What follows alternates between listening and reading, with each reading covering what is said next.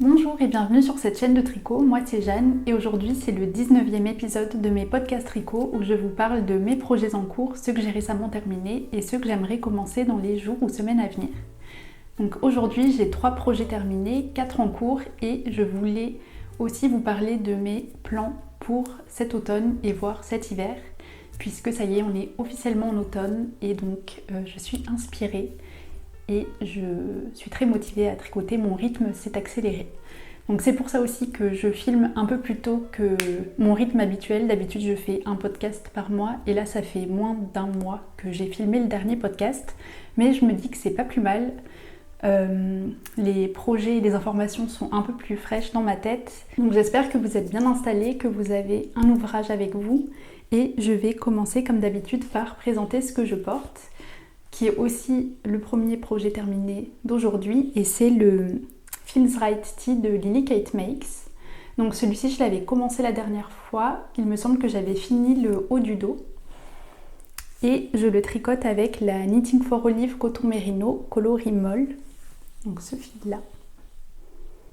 C'est un marron assez froid, marron gris, donc c'est un fingering assez fin, composé de 70% de coton et 30% de laine, donc c'est parfait pour la mi-saison là où j'habite.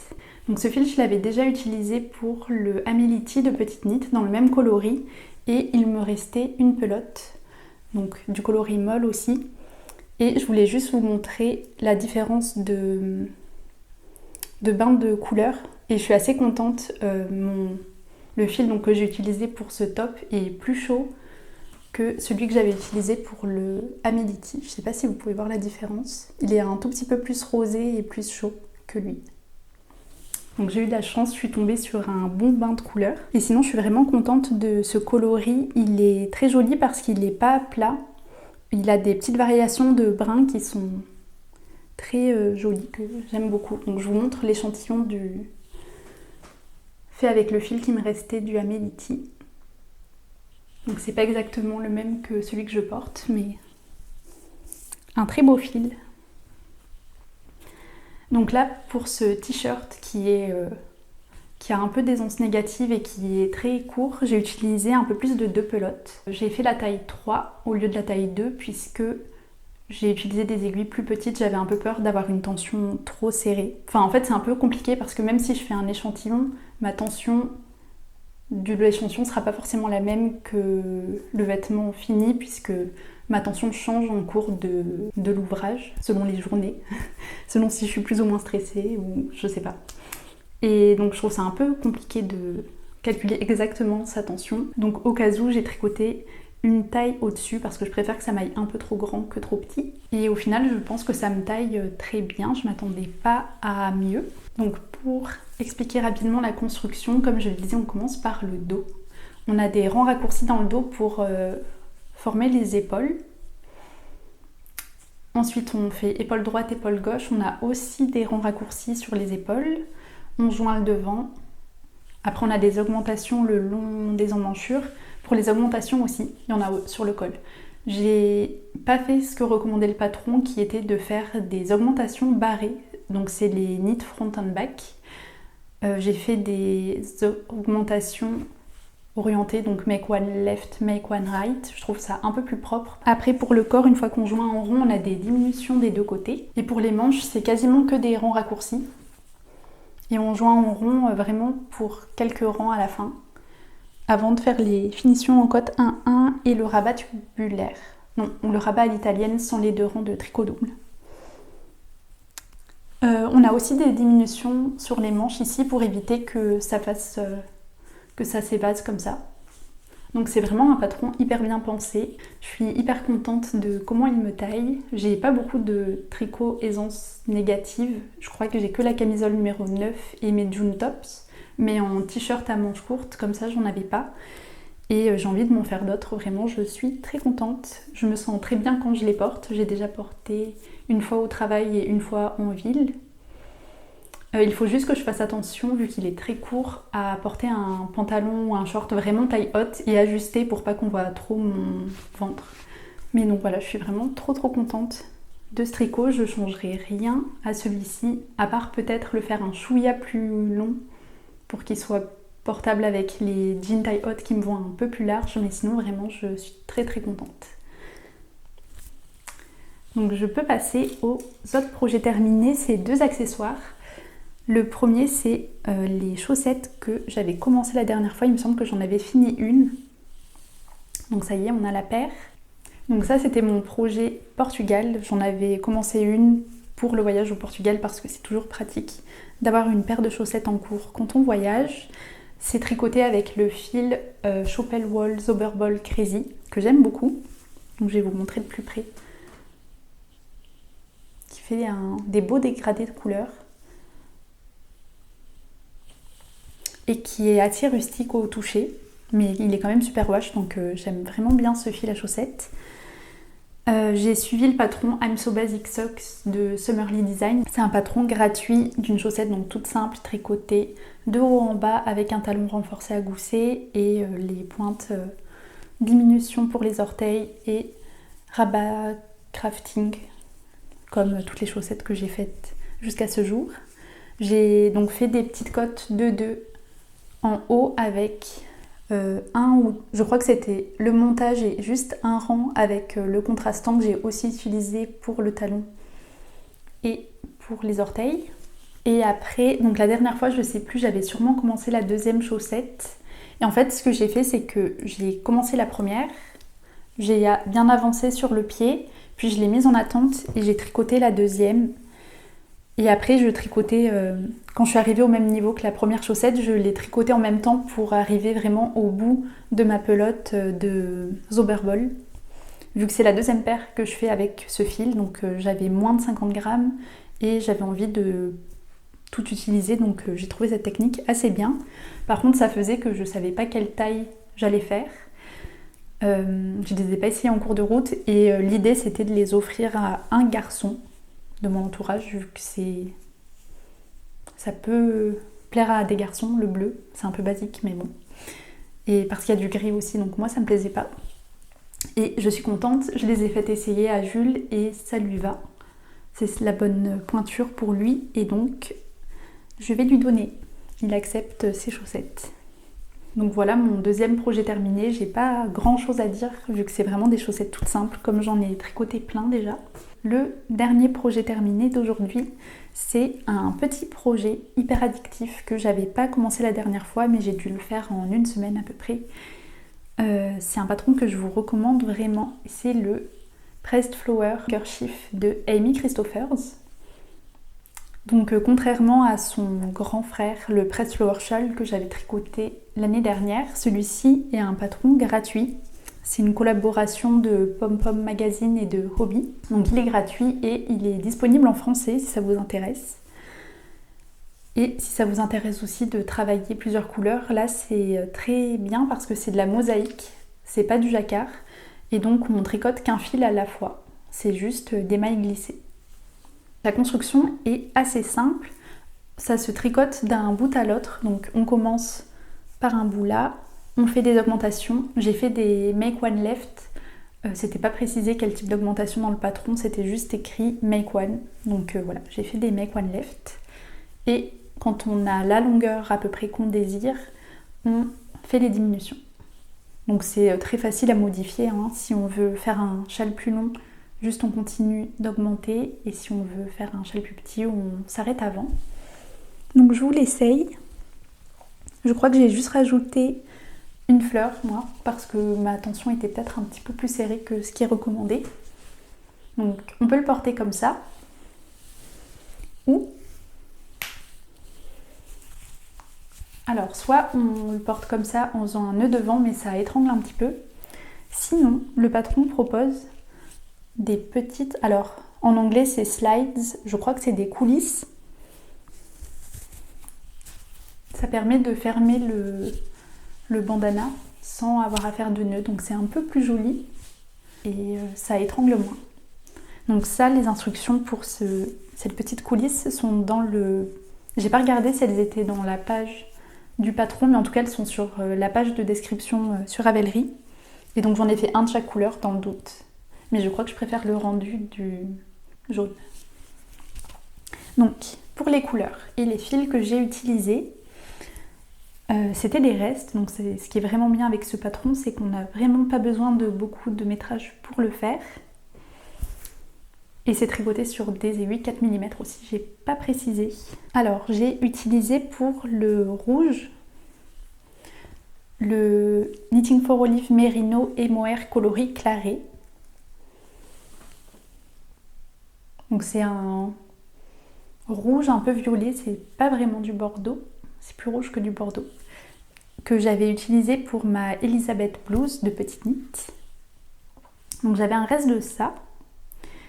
Et avec, j'ai utilisé le numéro 1 de Maison Septembre. Donc c'est aussi un fil fingering, mais qui est un peu plus épais que la Knitting for Olive.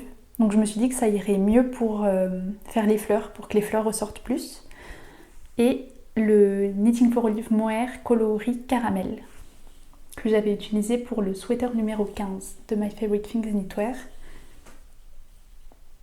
Donc c'est le mohair qui se rapprochait le mieux du numéro 1 de Maison Septembre.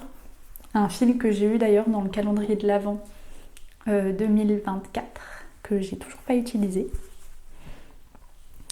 Et donc voilà ma petite écharpe. Alors j'ai un collègue, quand il m'a vu la tricoter, qui a de suite dit que ça ressemblait aux couleurs de Gryffondor. En effet, j'y avais pas pensé, mais ça va, ça me dérange pas trop. Je pense qu'elle sera portable quand même sans être trop dans le cliché.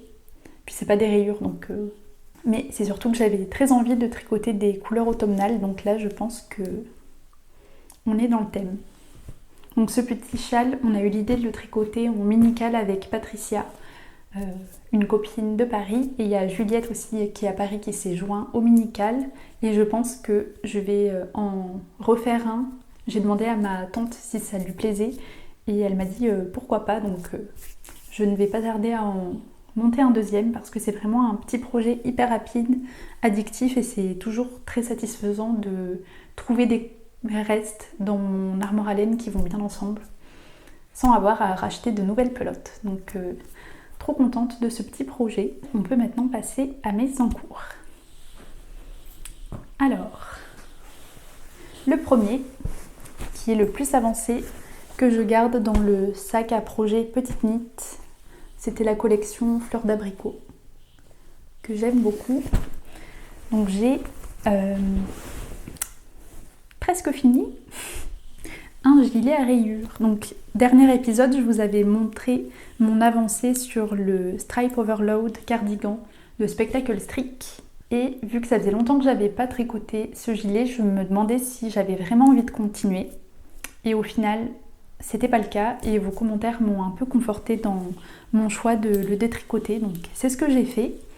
Et à la place je tricote le Olga Jacket de Petite Knit, qui est très avancé. Le voici. Donc j'ai le corps, une manche terminée et toutes les finitions donc de la patte de boutonnage et du col. Bon, c'est pas très simple à montrer, ça s'enroule. Bref, donc celui-ci je le tricote avec la Peruvian Highland Wool de Filcolana, coloris marzipan mélange. Donc c'est un beige assez chaud avec des petites variations de beige. Et pour le contrastant, le coloris prune. C'est un violet presque bordeaux, mais le bordeaux est plus rouge que celui-ci. Et ces deux fils, je les tiens donc avec la Filcolana Alva, c'est leur fil lace 100% d'alpaca qui remplace le mohair. Et donc j'ai le coloris bordeaux.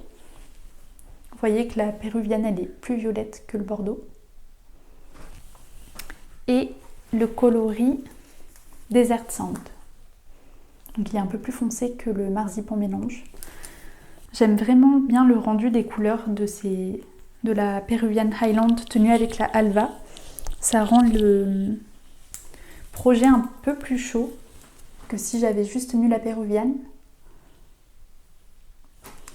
Et surtout, j'ai entendu dire que la péruvienne, elle pelait beaucoup vu que c'est un fil assez doux quand même. Plus doux que la Peer Gynt de Sandnes Garn. Et donc, j'avais peur que ça pèle quand j'ai entendu ça. Et donc normalement la Olga sweater ou jacket, on est censé la tricoter en tenant juste un fil de DK, donc que ce soit Peruvian Highland Wool ou Pergint. Mais donc j'ai préféré rajouter la Alva, déjà parce que je l'avais dans mon armoire à laine, sinon je ne savais pas dans quel projet l'utiliser, mais surtout pour espérer que ça pèle moins. Et puis ça donne un petit peu de profondeur au tricot aussi, ça fait des petits poils, un petit halo que je trouve pas désagréable. Donc le problème là, c'est que je peux pas finir ce projet puisque j'avais acheté les quantités avec le Overload Stripe cardigan en tête. Donc là il me reste pas assez de Peruvian Highland Wool coloris prune pour finir ma deuxième manche que j'ai commencé, j'ai juste fait 2 rayures en violet et là j'ai plus beaucoup de fil. Donc j'ai calculé combien j'avais besoin pour ma première manche et ça va, il me manquait juste donc une pelote du coloris prune que j'ai commandé donc chez Triscott avec une autre quantité de pull parce que j'ai pas pu m'empêcher. C'est trop du gâchis de passer une commande de juste une pelote.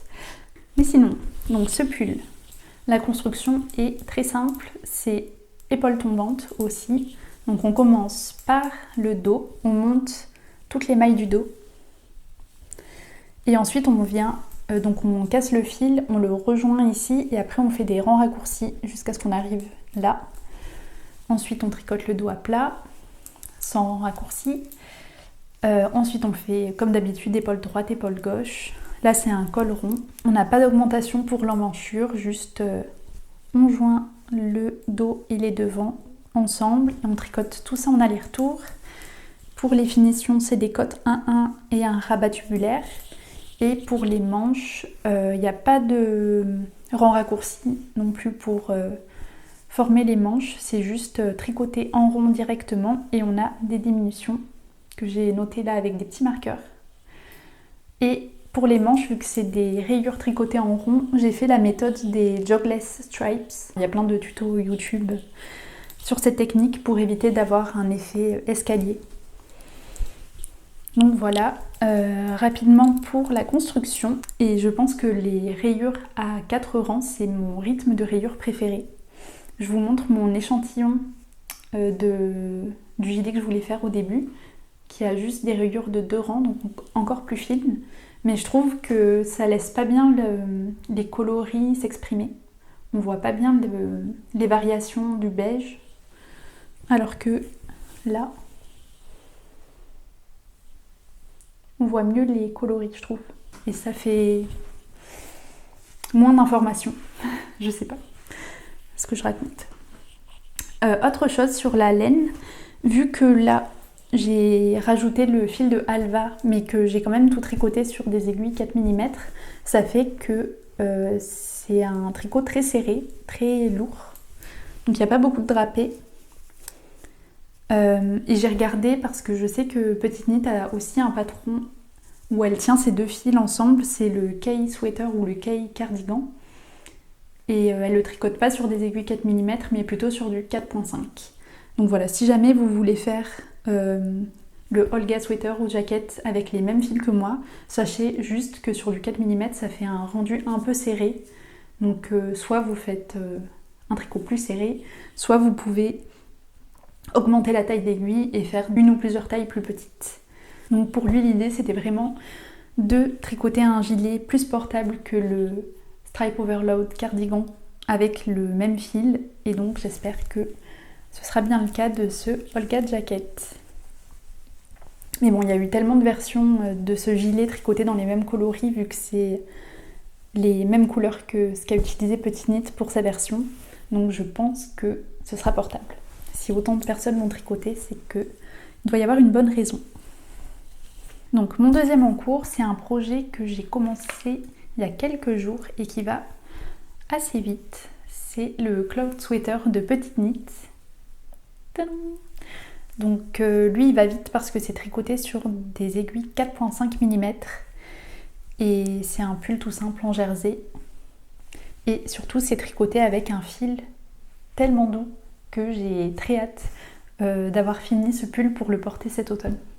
Donc je vous parle du fil d'abord, vu que c'est ça qui me motive à le tricoter. Et que ça fait un moment que je l'ai. Enfin surtout pour celle-ci, donc c'est la Snef Snug de Camarose. Je vous ressors l'étiquette que j'avais commandée sur Laine et Tricot, ça devait être en début d'année. Donc c'est 55% d'alpaca, 35% de coton et 10% de laine. Et je l'ai pris dans le coloris 7317, c'est Morquet Brun, je crois que ça veut dire brun foncé. Donc c'est un marron un peu similaire à celui que je porte, en un peu plus foncé. Mais c'est un marron froid qui tire un peu vers le gris. Et pareil, il a des petites variations de marron et gris qui le rendent assez intéressant. Et alors lui, je ne sais pas si c'est comme la Drops Air, je pense que oui. J'ai l'impression que c'est une chaînette dans laquelle on a soufflé de la laine, donc c'est hyper léger, ça c'est 50 grammes. Donc vous voyez que la pelote est assez grosse, surtout que là j'en ai tricoté déjà au moins un tiers. Donc ça va être un pull tout léger, donc je tricote avec celui-ci et avec la Knitting for Olive Mohair, toujours. Donc lui c'est coloris brown bear. Et voilà, donc c'est un marron foncé. Ils ont fait un post récemment, Knitting for Olive, sur Instagram, où ils comparaient leur marron. Et donc lui, je crois que c'est leur marron le plus foncé. Et ça va très bien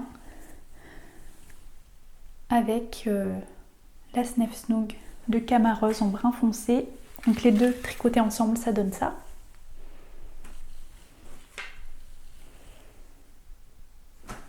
Donc ça donne l'effet que je voulais, c'est-à-dire pas d'effet chiné. C'est un thème récurrent sur ma chaîne. Celui-ci, l'inspiration principale, c'était...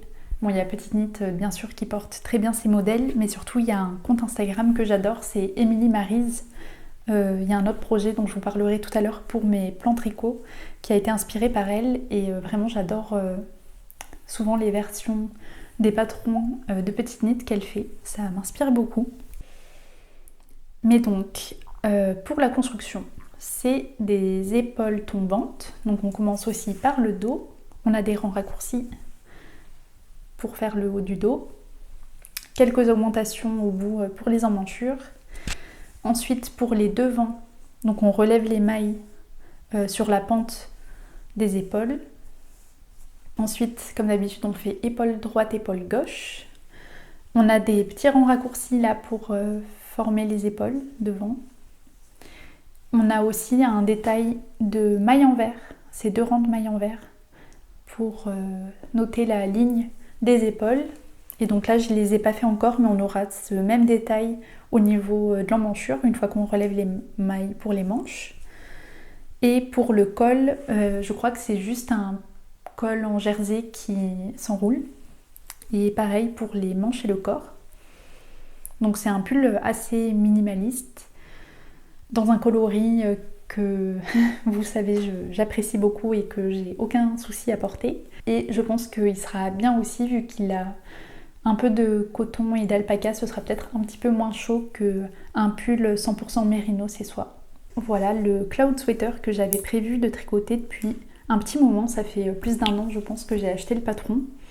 Et là, avec les températures automnales, je suis vraiment trop motivée à tricoter du marron et des couleurs chaudes, comme vous avez pu le voir. Le troisième en cours, c'est un autre pull. Je vous montre juste son petit sac à projet parce qu'il est adorable. C'est un sac que j'ai ramené de Lisbonne, où j'ai visité la mercerie Rosa Pomar. J'en ai parlé dans ma dernière vidéo où j'ai fait un mini vlog du Portugal. Et j'ai une section où je vous montre tout ce que j'ai acheté au Portugal. Donc si vous ne l'avez pas vu, vous pouvez juste regarder cette partie. C'est un mini podcast acquisition. Et donc j'ai acheté ce petit sac trop mignon avec leur logo de Vovo. C'est un de leurs fils. Et dedans j'ai la blouse numéro 1 Light de My Favorite Things Knitwear. Donc j'en suis encore à faire les augmentations pour les manches. C'est une construction contiguë. Donc c'est un pull qu'on tricote de haut, en bas et en rond. Donc on commence par faire un montage classique en rond. On fait des ronds raccourcis pour monter le dos en même temps qu'on fait des augmentations le long des épaules. Et ensuite, on change la direction des augmentations pour faire les manches. Donc là, j'en suis à augmenter pour les manches.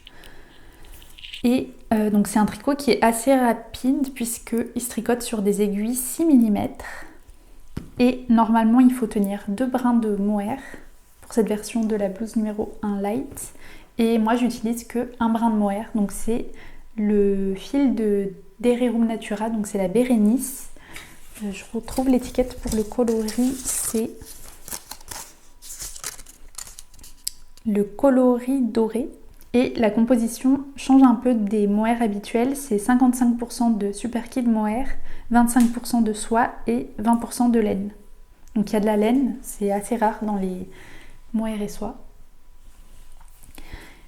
Et donc sur des aiguilles 6 mm tenue simple, il rend hyper bien, c'est un fil hyper gonflant.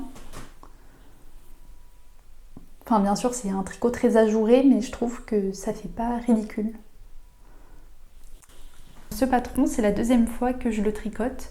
J'avais fait une blouse number 1 light l'été dernier avec un fil de Langyarn, je crois que c'était plutôt de l'alpaca, sur alpaca, si je dis pas de bêtises.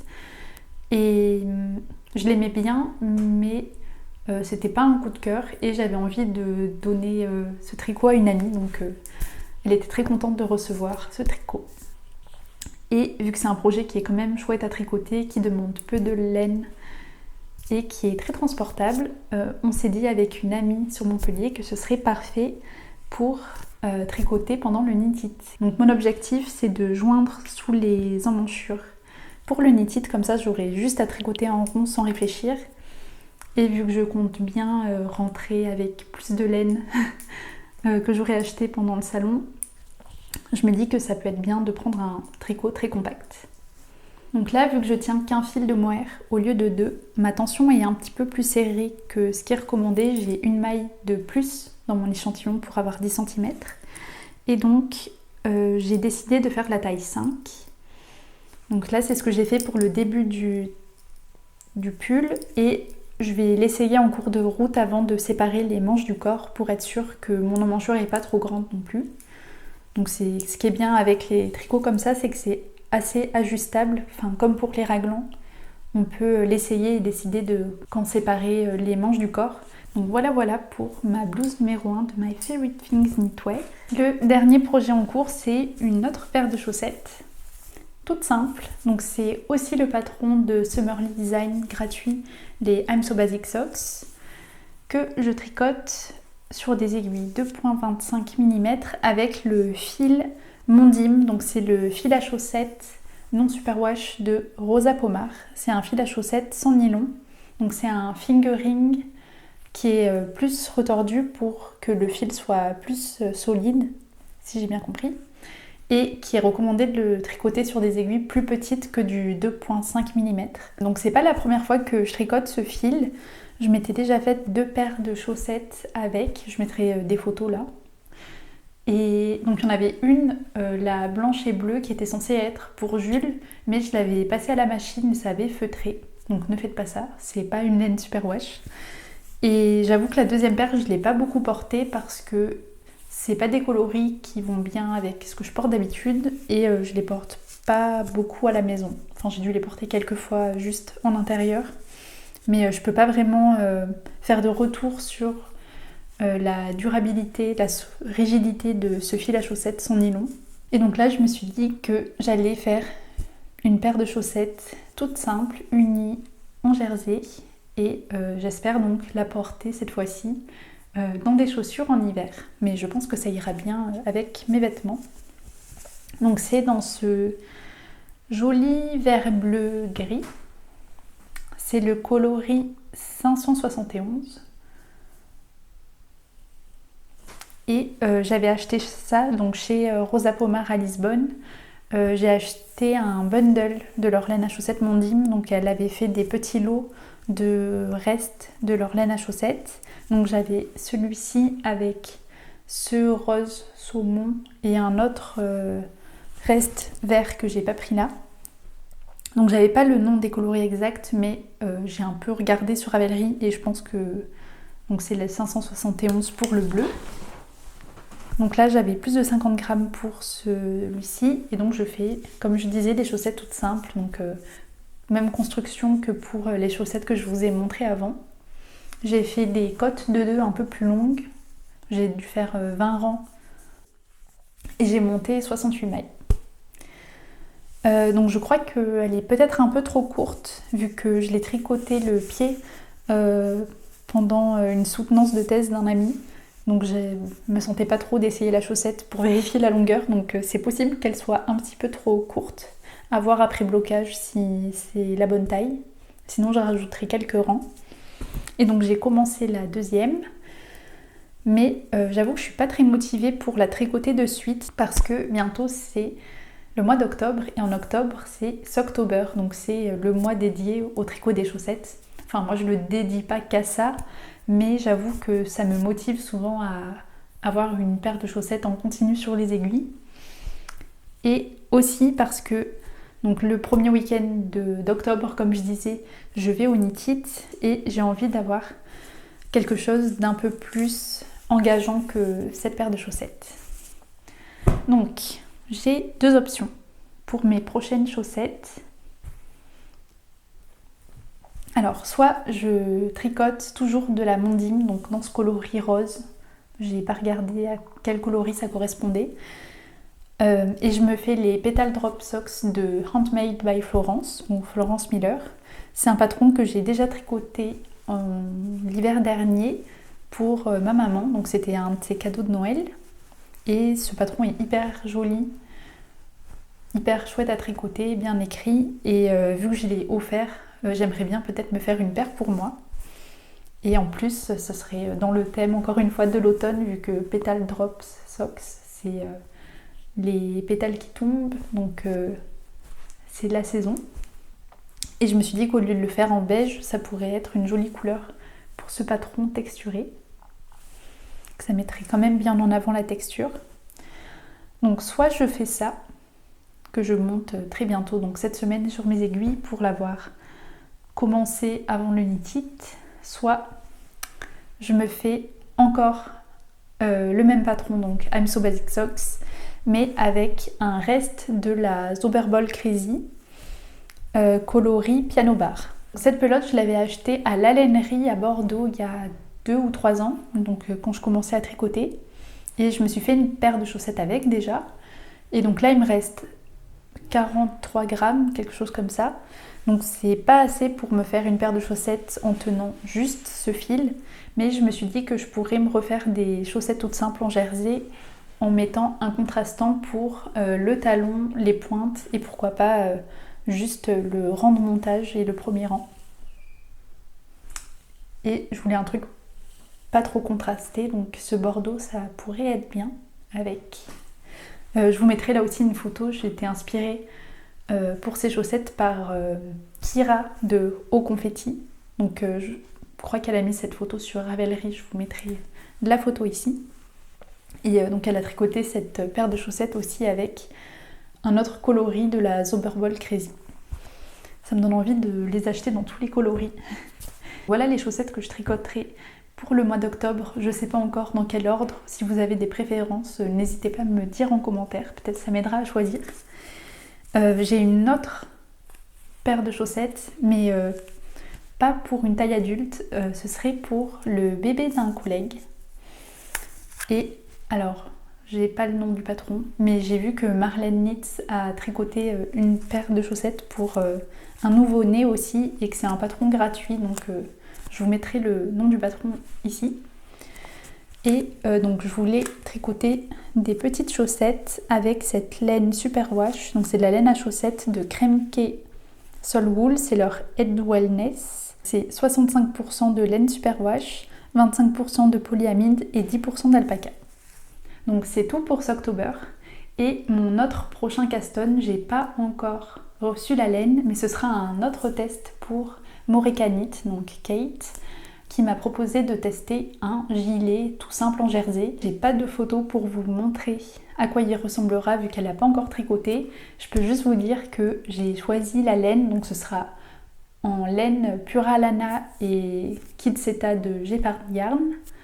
À la base, je voulais le faire en vert foncé, mais je crois qu'une autre testeuse utilise cette couleur, donc je vais le faire en marron foncé. Mais je ne suis pas triste du coup. Donc ça, ce sera mon tricot prioritaire du mois d'octobre. Ensuite, j'ai fait un échantillon pour un Agnette cardigan de Petite Knit. J'ai déjà tricoté ce patron l'année dernière aussi, mais j'adore ce gilet et j'ai envie de tricoter de la brioche. Là aussi, j'ai été inspirée donc par Emily Maryse dont je vous parlais tout à l'heure. Je mettrai la photo qui m'a inspirée ici. Et on s'est dit avec Valentina de My Ivory Room qu'on allait le tricoter ensemble en novembre. Et donc pour les fils utilisés, c'est des fils que je vous avais montré le dernier podcast. C'est des fils offerts par Marlène Nitz qui travaille à Strickeface Baits. Je suis pas sûre de la prononciation, mais c'est offert par la boutique de laine à Marbourg dans laquelle elle travaille. Et donc j'ai choisi de tenir la Bio Shetland de BC Garn. Donc c'est 280 mètres, 50 grammes, donc c'est plus fin qu'un fingering. Et c'est le coloris 36. Donc c'est un rouge bien saturé. Je vais tenir ça avec le mohair préféré Knitting for Olive et c'est coloris pomegranate parce que c'est ce coloris qu'avait utilisé Emily Maryse pour sa version du Agnette cardigan rouge. Et donc j'avais un peu enquêté sur Ravelry et j'avais vu que les coloris allaient à peu près bien ensemble. J'étais un tout petit peu déçue quand j'ai reçu les fils parce que c'est pas exactement ton sur ton et j'aime pas trop quand le mohair est plus clair que le fil de laine. J'ai toujours peur que ça me fasse un effet chiné ou que ça fasse trop ressortir les poils, mais bon, avec mon échantillon ça m'a plutôt rassurée. On n'a pas d'effet chiné.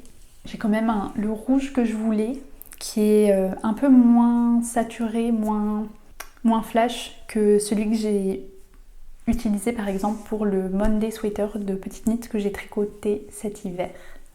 Ensuite, j'ai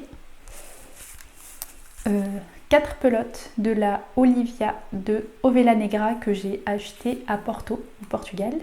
C'est un fil 55% mérino, 45% de coton et c'est un fil lace, 50 grammes, 350 mètres. Et celui-ci, je l'ai acheté pour me tricoter le Matcha Jumper de Inès de Vernit. Et donc j'ai pas encore le mohair à associer avec ce fil, donc c'est un kaki clair avec des petites variations de beige.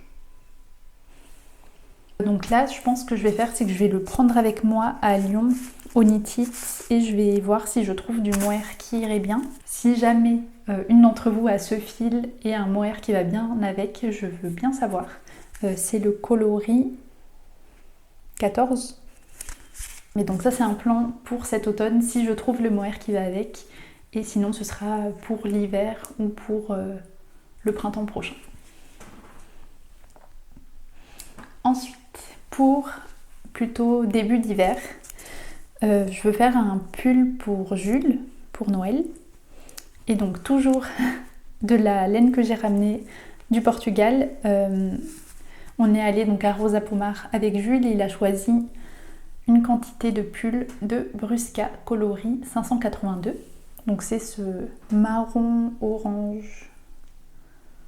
Je pensais lui faire le même pull que je lui ai fait l'année dernière, donc c'est le Joanne Sweater de Gregoria Fibers que j'avais tricoté avec la Lock Lomond de BC Garn. J'ai pas comparé ces deux fils, mais je l'avais tricoté sur des aiguilles 4 mm et celui-ci il recommande de le tricoter sur du 4 mm. Donc j'ai pas encore fait l'échantillon, mais je verrai sur quelle taille d'aiguille ça rend bien et j'adapterai pour faire le Joanne Sweater selon l'échantillon que j'obtiens avec ce fil. Donc là j'ai un dernier plan avec de la laine que j'ai en stock qui sera plutôt pour cet hiver parce que je pense pas que j'aurai le temps de tout tricoter cet automne. Et donc c'est le Peggy Sweater de Lenit ou Lene Holm Samso. Donc c'est un pull en épaule tombante, toute texturée. Donc je vous montre, j'avais fait un petit échantillon déjà.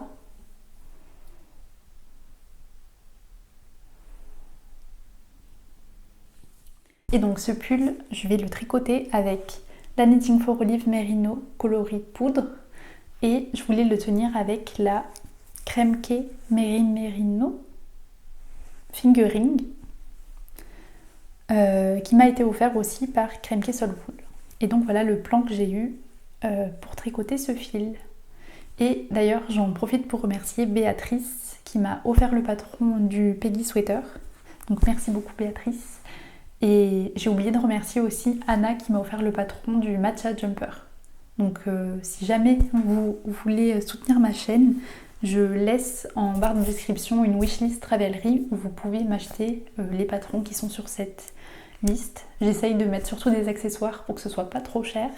Mais voilà, si jamais vous voulez soutenir ma chaîne plus que en aimant, en vous abonnant et en laissant des commentaires, ce qui est déjà très bien. Merci déjà à toutes celles qui font ça. Je laisse toujours en description cette petite wishlist. Donc c'est tout pour ma pub et c'est tout pour mes plans pour cet automne-hiver. Merci beaucoup d'avoir regardé jusqu'ici. J'espère que vous avez pu avancer sur votre projet. Si jamais vous allez au Knit It, n'hésitez pas à venir me faire coucou. Ça me fait toujours plaisir de vous rencontrer en vrai. Et donc d'ici la prochaine vidéo, je vous dis bon tricot et à bientôt.